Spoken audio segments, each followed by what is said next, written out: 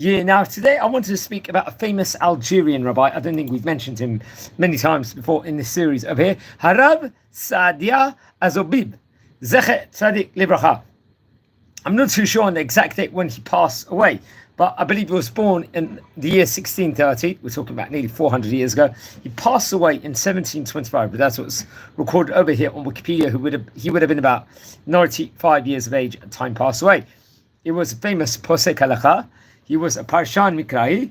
He was a great poet. He was a writer of various different songs. He was head of Jewish court and the rabbi of Algiers, respectively, in Algeria. He was very much a great rabbi, especially at the start of the 18th century and latter part of the 17th century. And let's explore a few of the highlights of the famous rabbi's life. Now, his father was also, I believe, a great rabbi. His father was Rab Norai Harishon. And he would grow up in Algiers over there. This was, I think there was a prominent Jewish community at that point in time. Now, I'm not sure the exact date. It's reported over 1630 he was born. But maybe that, I'm not 100% sure if that is actually accurate or not. He would, I think, eventually work as a head of Jewish court, Abedin, and become the rabbi of Algiers. He would very much, I think, included in his court in Algeria, included another famous rabbi we've mentioned about before in this series, a rabbi named Rabbi Maimon Yapil, who was a very great posek halacha, once again, in Kabbalis, the Darshan. He was the Dayan, he was a Rosh Yeshiva also, very much. I think we actually recorded a video on him. He himself, Rabbi Yapil, I think passed away in the year 1727, about 2 years after he did. Other rabbis were part of that, let's just say that great group of rabbanim, Rabbi Tzimach Doron, Rabbi Benjamin Doron, very great rabbis. And they would deal with various different cases of halacha all throughout the different realms in of itself. And they corresponded on halakhic matters with the court of Fez, which was headed at the time by the famous Rabbi Yehuda ibn Asar, arguably one of the great Abedin, head of Jewish courts of city of Fez, Mechanist and biblical commentator, arguably one of the most famous rabbis in Moroccan history, a Jewry without a doubt. So they would correspond with him also. Now, I think there were a lot of gezerot against the community, unfortunately, during his time period. And I think it was in the month of Av, if I'm not mistaken, the Heitaf Samach Nunsabit. I think there were tough gezerot that was put on the Jewish community of Algeria, of Algiers. This was unfortunately, going place all throughout Jewish history. We saw, and I think they faced demolition of various synagogues, and the Jewish people, the community, begged the governor not to demolish the synagogues. And there was unbearable taxes at that point in time, and a lot of them were put on conditions. He would write various different Torah colossal works all throughout this time. He was a writer. He was a great author. I think his book, if I'm not mistaken, was actually named Tochachot Musar. If I'm not mistaken, this was printed around that time, that realm of time when this was going on, which I recommend everyone to look into that book. He would finish composing other great Torah colossal works. I think in the year Taf Samach Zayin, he'd finished writing his book, the Lamudei Hashem Al-Alfa Bita Shel Tehillim, which was, I think, done in alphabet order of the book of Tehillim. And come what the Hebrew year, Heitaf Ayin, he would finish his writing of the Perush and expoundation on the book of Psalms, Tehillim. That was called Shir Hadash. And he would write, I think, a specific preface and a song towards gratitude towards Hashem. I think come what the year 1714, he was heading the court at that point in time. And he was Dayan Rishon, actually. Part of the Dayanim of his great court included Rav Maimon Yapil, who we mentioned about before. I think he was a Dayan, the second Dayan over there in Algiers. And they would write various different correspondences with another famous rabbi we've spoken about before, on various occasions before. Rabbi Moshe Chagiz, one of the great rabbis of Jerusalem in his point in time. He was Rabbi Moshe Chagiz. We actually spoke about him on various occasions before. He was one of the famous Jerusalem rabbis. He was, I think, connected through family-wise to famous Rabbi Moshe Galante, who was a Rishon LeZion. He was, I think, very much part of the Beit Yaakov Yeshiva, which we've spoken about on various occasions before. What's interesting is most about him. He would actually, let's say, really warn against the Shabtai movement and Nehemiah Hayon, and many of the Sabbateans at that stage in time, who would wage a war. So why am I saying this now over here? Because Rabbi Saadya Azubib, very interesting enough, was contacted, I think, by Rabbi Moshe Chagiz, and I think both Rabbi Saadya Azubib and also Rabbi Maimon Yapil will agree in a letter of agreement to boycott Nehemiah Hayon. Nehemiah Hayon was seen, his writings were seen as heretical. He was very much part of the Shabtai Tzvi movement, the Sabbatin movement at that point in time, and they would actually really be the rabbis that were warned against him at that point in time, his writings and various much. I think there were other signatures on his Bet Din at that point in time, most notably another great rabbi, Rabbi Raphael Yedidia Shlomo Sror, who was renowned halachic arbitrator. He was a head of Jewish court. He was a rabbi of Algiers. He was a scholar. He was the author, I think, of the Torah colossal work called the Pri Tzadik, also respectively.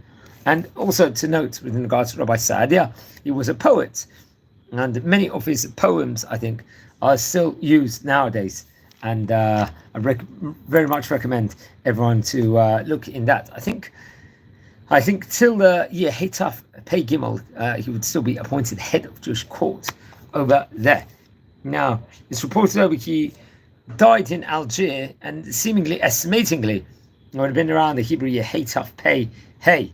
And it's interesting, I think afterwards his son, Rabbi Nohorai Azubib, would be appointed the head of Jewish court afterwards and the rabbi of Algiers, respectively. So various of his family, the family would very much continue in the great footsteps, in the great brilliance of being a chief judge in Algeria. Let's look at some of the books which he printed, which we spoke about before. The Tochachot Musar. There's a perush on the book of Proverbs, Mishlei. That was actually printed in Livorno, in the Heitaf Reish Lamed Aleph. The Limudei Hashem, which you mentioned about before. This was a perush, I think, in an alphabet order on the book of Tehillim. The Sheikh Hadash was a perush, expoundation, on the book of Tehillim. That was in the manuscript form. Pre-et, this was a perush on the Ma'amrei Chazal, once again, I think, manuscript form. Paskei Dinim, this was, I think, printed through the great rabbis of that generation, the Chidushei Halacha, which was, I think, very much connected with another great rabbi, Rabbi Yehuda Ayash. Let's speak about him for a minute. Also, he had a connection with this book. He passed away himself in the year 1759. I think he was a darshan, he was a dayan, he was posek, he was a Rosh Yeshiva in Algiers, one of the great rabbis of Algeria. Without that, I think we did cover. Speak about him inside a previous video before, if I'm not mistaken. So he was a great rabbi. Of some, we don't know the exact date he passed away, Rabbi Saadya Azubib. There's varying opinions on that, which we have to point out. I think it's actually interesting. He was actually a descendant, it's reported over, of various sages who were, I think, part of the Holy Land, Jerusalem, and was connected in Neve Ammon, I think, in Egypt, and also in Tripoli, and various other countries also. It wasn't just Algerian. And very much at that point in time, he would speak about the terrible anti-Semitism the community saw within regards to all the decrees, Gzerot, that and the false accusations and heavy taxes that were put on the community, respectively, and much more is related within regards to that. And let's explore. I think at a later stage, if I'm not mistaken, I think this book will have reprintings. I think most notably, I'm not too sure, but it could be at a later stage in time. I think possibly in 1871, Limudei Hashem, I think, would be reprinted officially. I'm not too sure, maybe in Russia, in Moscow, respectively. Let's explore a few of the teachings from his book. Now I'm using the Hayomi website for this over here. It says over here, a teaching, Milamed Shiratzonot Yitbarach Lachayot in Bnei Yisrael B'Tachlit Ha'achdut, the importance of unity. This, I think, comes from page 75 of his book, the Tochachot Musar book. This once again was printed in Livorno. I think very much connected to Rabbi Eliyahu Amozog, if I'm not mistaken. It would have the reprinting. Melamed she hamachsar mezonot v'notan matzil atzmo mavet kolech b'derech tzara. Another teaching, I think, from page number 35 in Livorno. Melamed likro b'sefer Mishlei b'montzei Chag Pesach. The importance of learning the book of Proverbs after the night of Pesach, which naturally will be many people will celebrate Munah on that day. That, I think, this teaching, I'm not sure the page actually comes from. Maybe it's from the Hakdama of that specific book. And another book from page number 8, it says, מלמד, אף שמתקשה בנתיבותיה, כשתרח ויחידד שכולו יצא בשלום.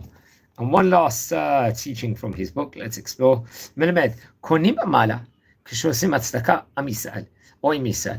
This comes from page number 42 of the book. Once again, maybe the reprinting was, I think, back in the year 1871. So he was very much a great rabbi of his time, great Algerian rabbi. We've already spoken in this series about possibly as many as 50 Algerian rabbis, maybe even more inside this series, which is a phenomenal achievement. Friends, we're a community here. We're learning about the great Oriental, Ottoman, North African, Spanish rabbis of yesteryear in this series. One of the only places that cover this in English. And I recommend everyone please to subscribe to the channel over here and join this community. Now, we are at the moment approaching nearly 7,000 subscribers, which is a phenomenal achievement at the moment. And we're growing and growing, and quickly but surely also at the same time, which we have to point out. If you descend from any of the great rabbis we've spoken about, and you feel like one of your ancestors was a great rabbi and we haven't spoken about them yet inside the series, if you go over our playlist, please send me an email. I would love to hear more information about them, and we'll see if we can maybe potentially record a video on them. And if you feel anyone is interested in watching any of these videos that we're recording over here, please share these videos also to other people also, so that they can join this community and be very much part of it. And I think on that note, I wish you all a Shabbat Shalom. Take care here, recording this from Israel, city of Bet Shemesh. Have a great day, guys. Thank you. And watch over the playlist over here. Playlist stories of Tzaddikim, and you'll be able to explore the life of many. Now remember, this video would not show the exact Hilula on this great rabbi. I think he passed away about 300 years ago, exactly in the year 1725. So wishing you well. Thanks for watching. Thank you.